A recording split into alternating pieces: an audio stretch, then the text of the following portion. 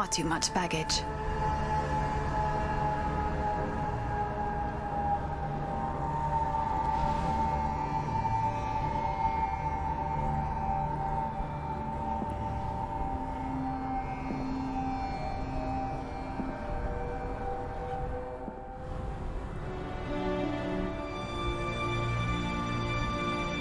Ahoy!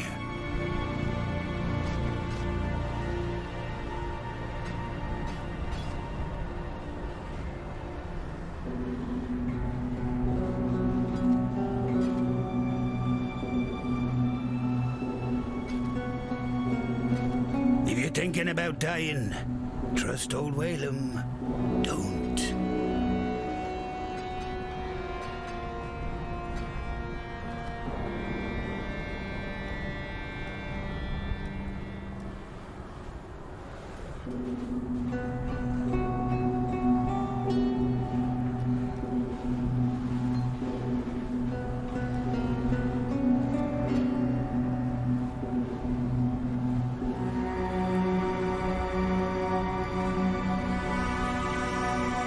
Oh, there!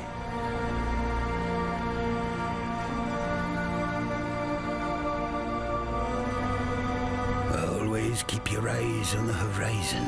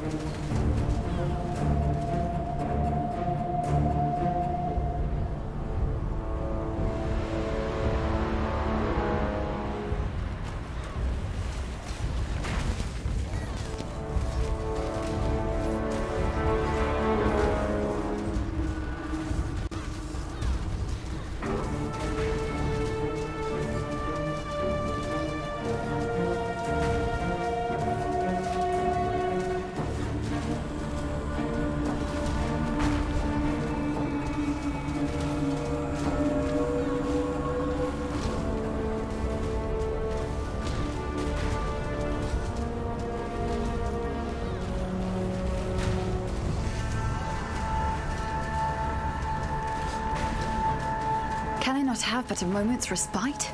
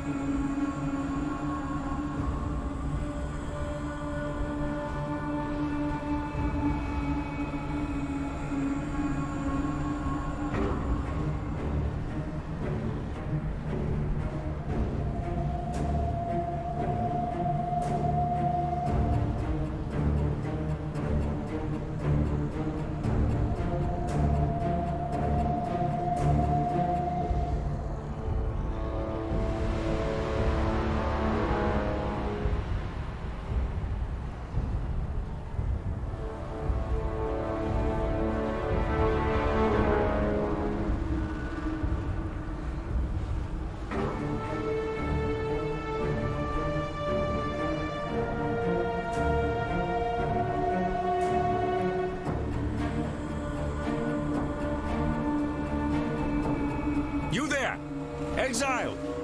I am in need of your services once more. Help me!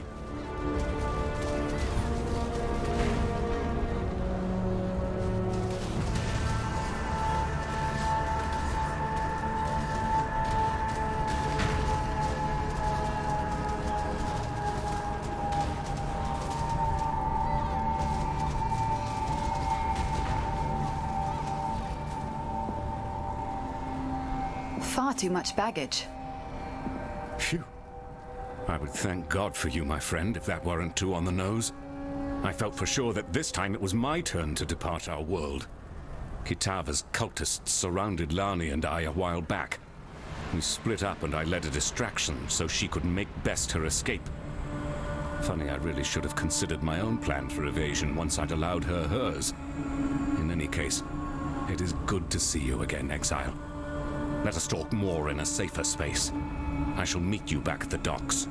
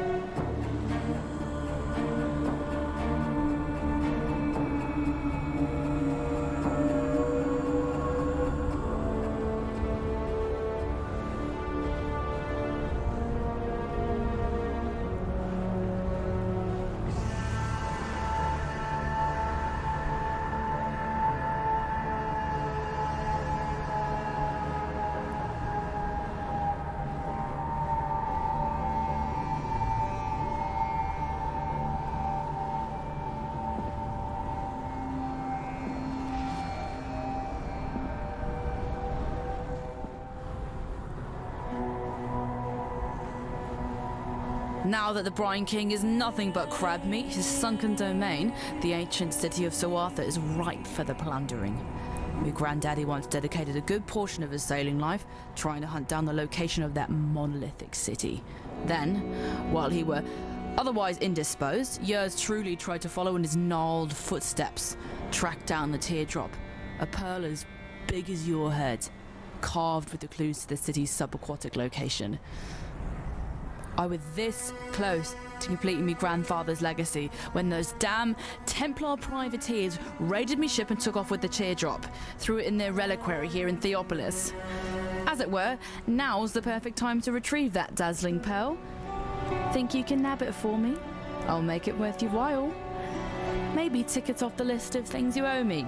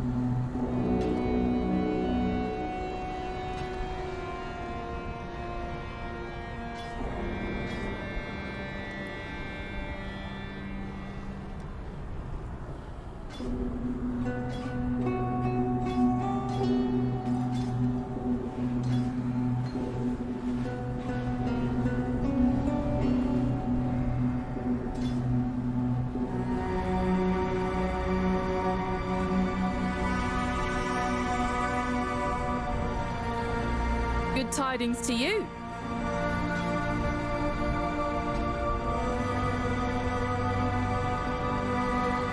Time and tide wait for no man.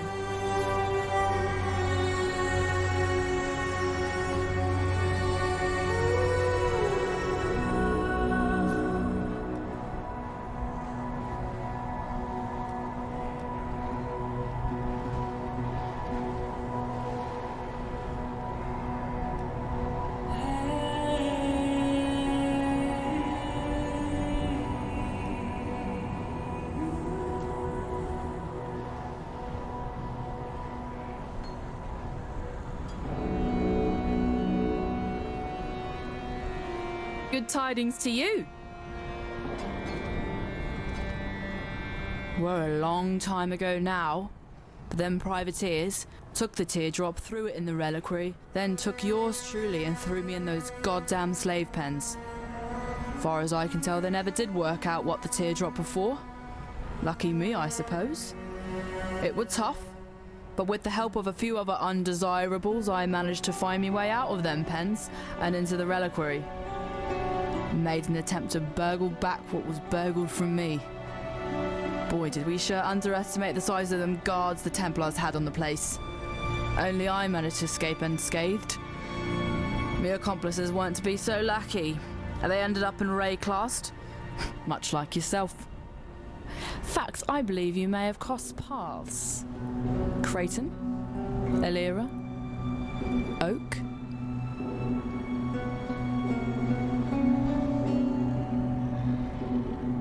Every cell-dwelling lad or lass knows of Suartha.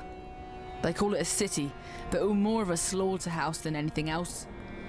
Old Salty himself ruled over the place, treating its citizens as morsels from his own personal pantry. Those who weren't devoured outright were picked to try continuous family line.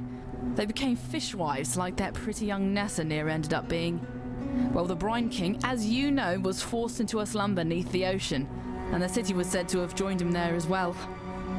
A few folk managed to flee from the collapsing coral shards, start new lives for themselves, but I'll be reckoning they left all their valuables behind.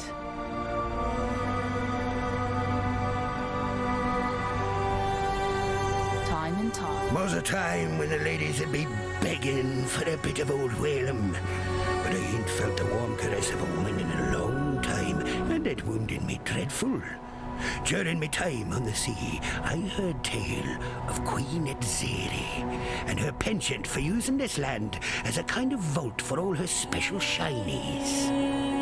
One such shiny be her famed love potion, supposed to attract the drinker's ideal mate to their loins, even if that mate be far across the sea. Old Queen had said he kept the liquid in the skull of her favourite lover. Them damn Templars probably got their hands on it by now, and the potion's bizarre container has me thinking they probably went and tossed it into the ossuary along with the rest of the bones they got lying around. Exile, be you the friend I believe you to be, then find a potion for me so that I can experience true love once more.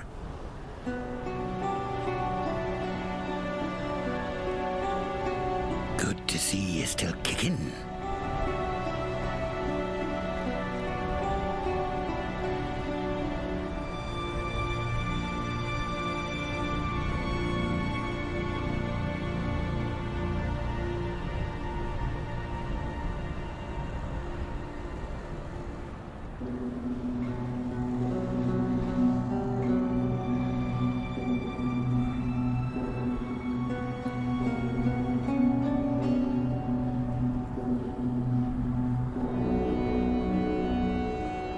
Nah, there's a woman who can hold her own. Ooh, hey, look at her! A marvellous specimen of the female persuasion. Reminds me of Meredith, me long-lost sweetheart. Oh, would it be that I could have a woman like that at my side once more? Someone to stare out over the bow into the salt spray of the sea with. Someone to warm the cockles of me heart. And a few other things in the bed at night. Oh, yeah. Now that'd be the dream.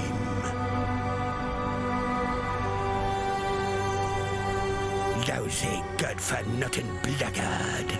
In all me years at sea, never have I ever serviced a filthy blackguard on my lovely ship.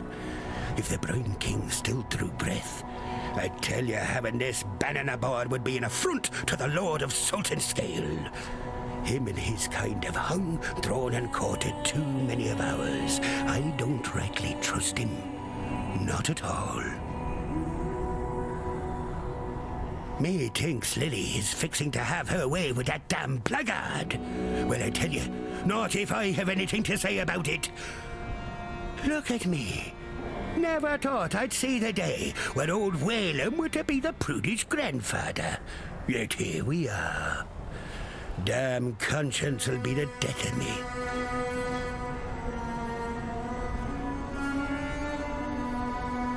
If you're thinking about dying, trust old... Bannon is alive and well. In no small way thanks to you, I would be willing to guess. Without him being here, I would have lost my sanity or my life a long time ago. Take this gift as a token of both our appreciation.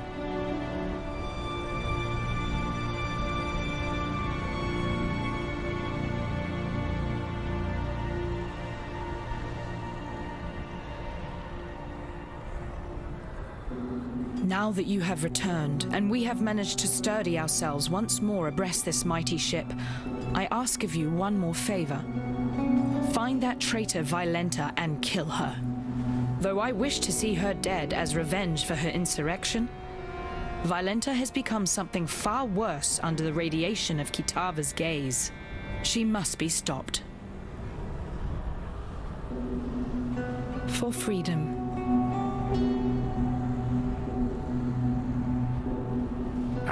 Good to see you made it back. You look at me with suspicious eyes. Yes, I know you have your apprehensions about me and my new indwelling spirit. But if it helps a little, I feel innocence stirring inside me, awakening with an odd sense of gratitude towards you. It was, after all, your bite that returned him to humility, allowed the scales to drop from his eyes. If you are to go wandering the city in its current state, be careful where you step. Kitava's cultists are constantly on the prowl, actively seeking food for their god. What's worse, the passage to Kitava's feast is blocked off by two large black gates. We call them Kitava's horns, and they are utterly impenetrable to the motions of man. there is but one way in which we can reach Kitava and deprive him of his eternal meal. The Staff of Avarius lies somewhere amongst the rubble of the Chamber of Innocence, still billowing with holy power. If you were to find it and return it to me, I believe the power in the staff will act as power enough to break through the horned gates. While they had me trapped, I heard those cultists' mad gibberings. Their words were akin to that of the Ray-classed cannibals, nonsensical sentences accompanied by the most unsettling of cackles.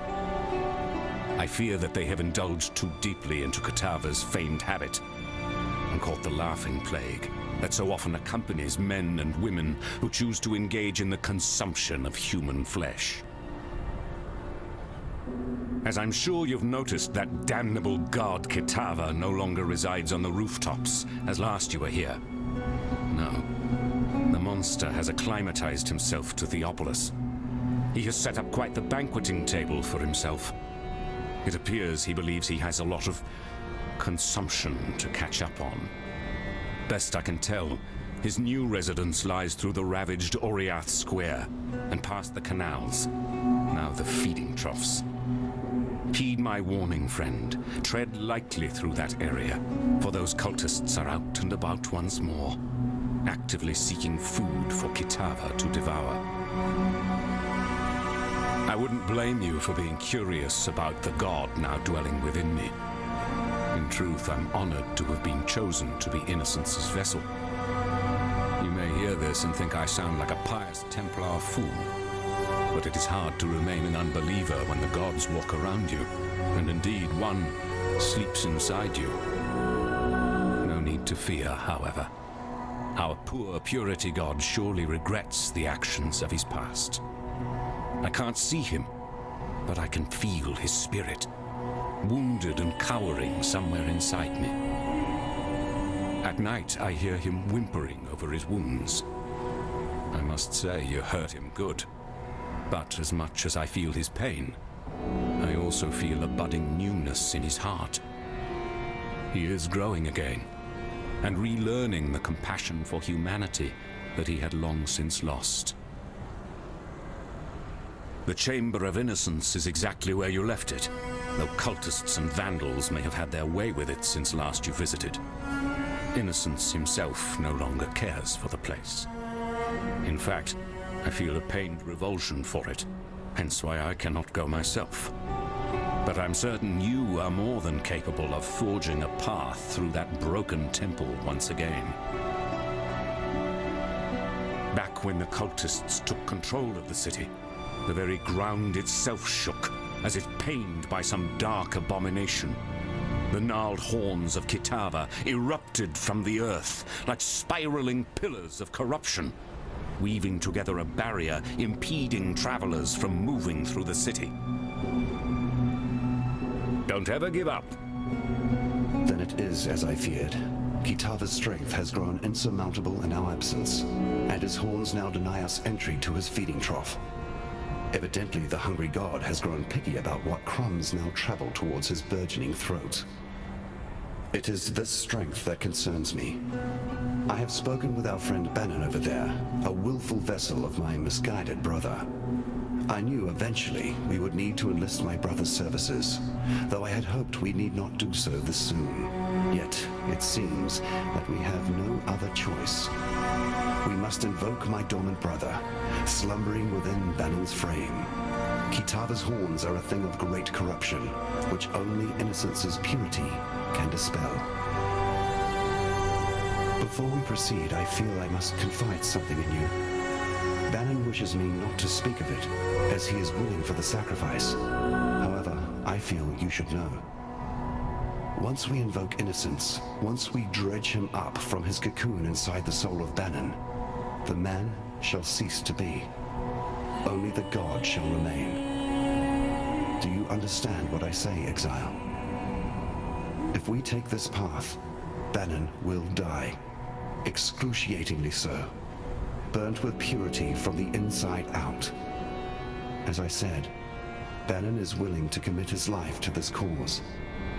But perhaps you should say your farewells before we move past the point of no return.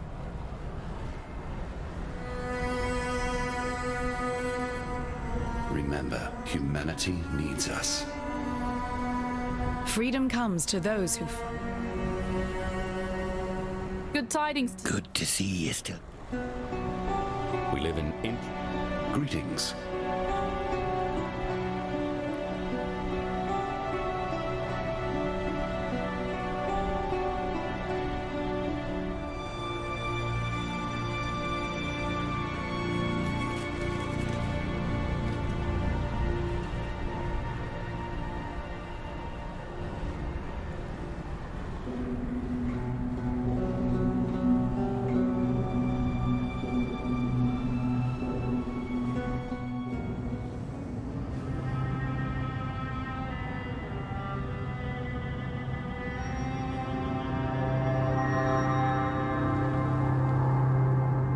Contract. How delightful.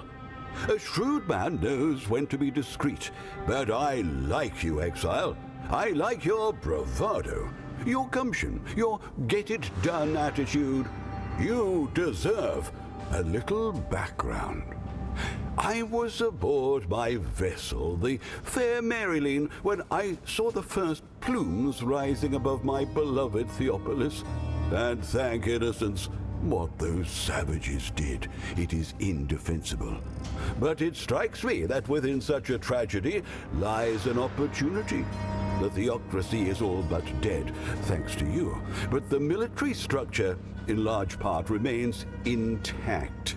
That's a problem. Admiral Darnor, innocent save him, is a buffoon. He is such a buffoon that I would be willing to bet he has documented his buffoonery. Prove me right, and I'll reward you handsomely. And richly. Do you get it? I was hinting at my natural good look. I've been in the Navy a long time. I've seen leaders come and go. Let me tell you, Darnor is a fool, a bumpkin, a cretin. Oh, I've no doubt he is morally corrupt, but more offensive than that, he holds no regard for a man's heritage. Back in my day, the Navy was where boys became men, where well-bred Oriathans could earn their place among the elite after a brief and relatively safe stint out at sea. Then Darnor came along, and all of a sudden we have fellows from completely inconsequential families strutting around the cabins like they work there, because they do. He lets them work there. Awful man, Darnor. Just awful.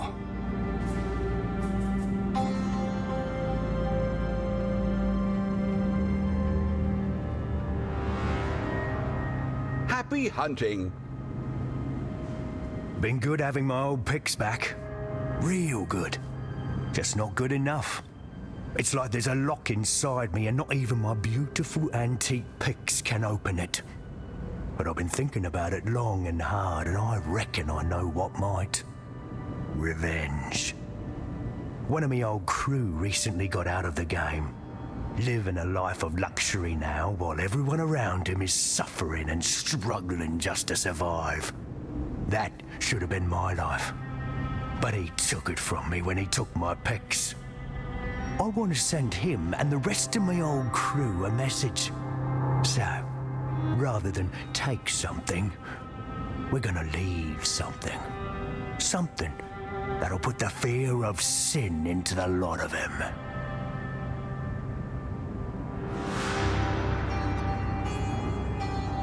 Oi, oi.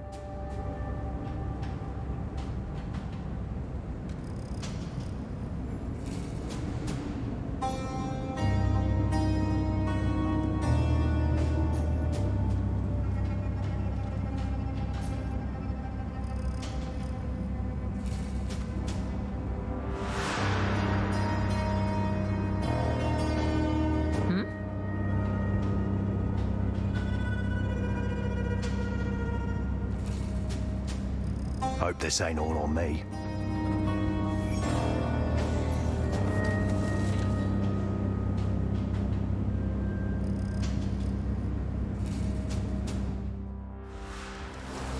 You're pretty quiet, eh, Exile? Yeah, you're pretty quiet. Good quality in a thief.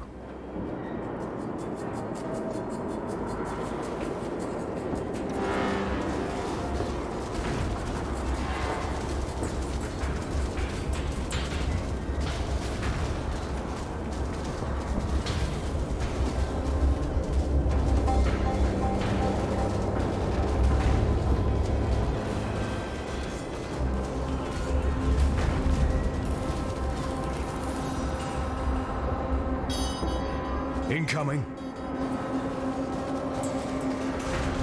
Yeah, yeah!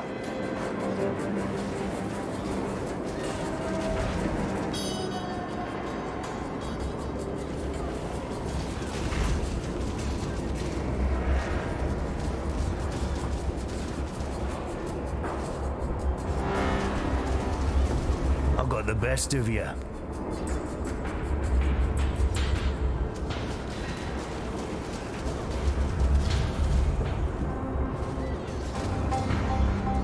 Wasn't worth it, was it? We got company. This'll be quick. Let you get this one, yeah?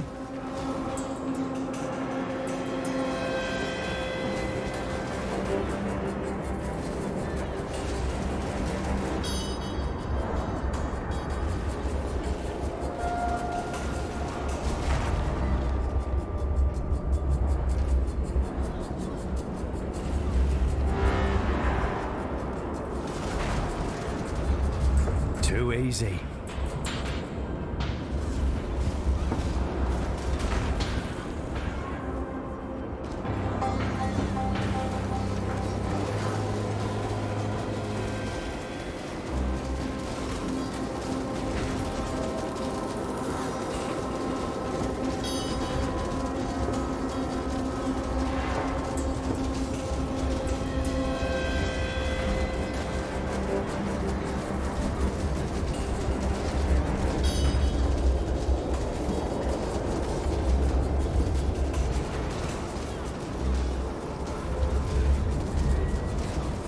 I'm quick, before they make too much noise.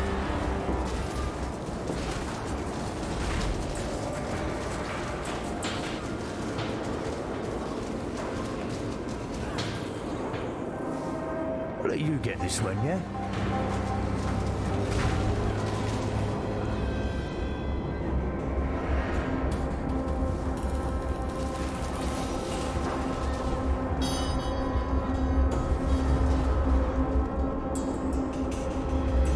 This'll be quick.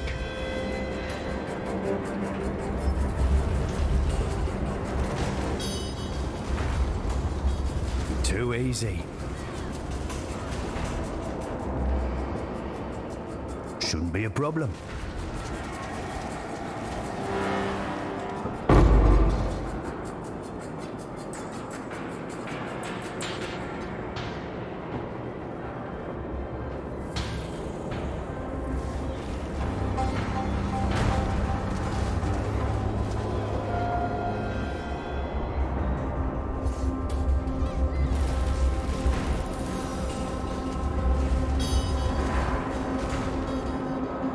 Shouldn't be a problem.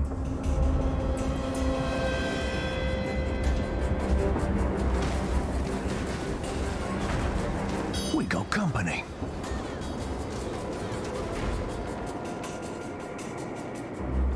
Yeah, yeah! Easy.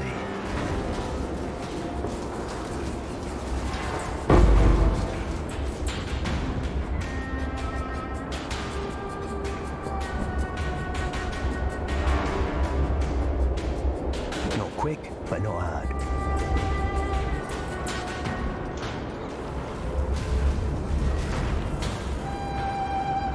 Incoming.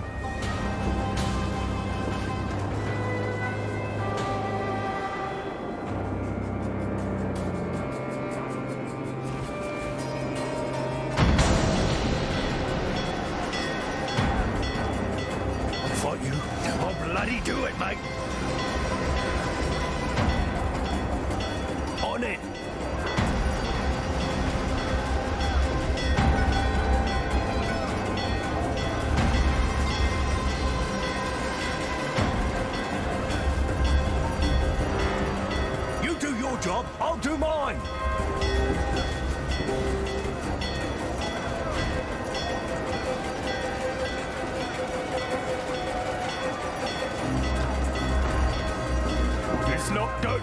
friendly.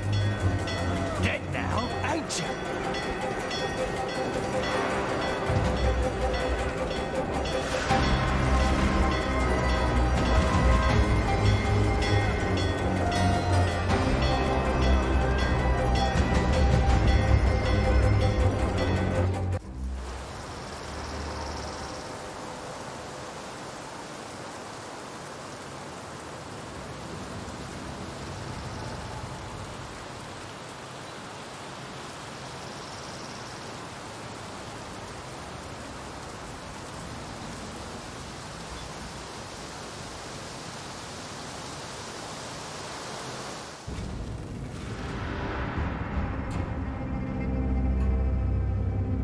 Bet you're wondering what happens now, eh?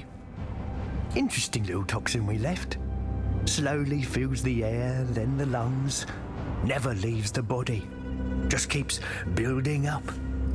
First you start feeling lightheaded. Then you start hearing things. Start seeing things. Start getting paranoid. A day or two later you feel tingly. The tingling turns to pain and the pain keeps building until your heart just stops beating. I'd wash your hands if I was you.